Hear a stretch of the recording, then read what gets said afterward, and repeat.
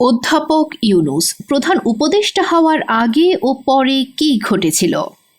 বাংলাদেশের অন্তর্বর্তী সরকারের প্রধান উপদেষ্টা হওয়ার প্রস্তাব পাওয়ার সময় অধ্যাপক মুহাম্মদ ইউনূস কী পরিস্থিতির মধ্য দিয়ে গিয়েছিলেন? কিভাবে তিনি সিদ্ধান্ত নিলেন?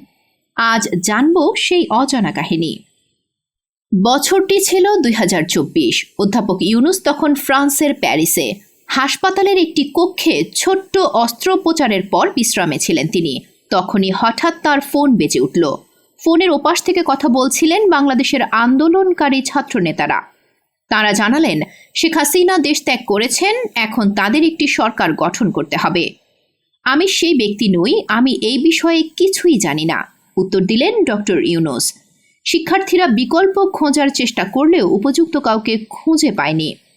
অধ্যাপক ইউনূস তাদের আরেকবার চেষ্টা করতে বললেন। ২৪ ঘন্টা পর আবারও তাদের ফোন এলো।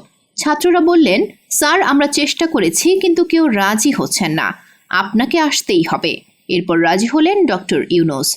এরপর ঘটল আরও চমকপ্রদ ঘটনা।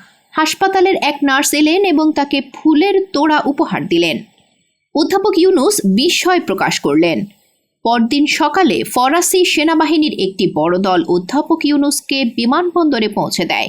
অবশেষে তিনি দেশে ফিরে এলেন এবং বিমানবন্দর থেকে জাতির উদ্দেশ্যে ভাষণ দিলেন। এটি ছিল অধ্যাপক ইউনূসের প্রধান উপদেষ্টা হওয়ার আগে আর পরের ঘটে যাওয়া সরল গল্প।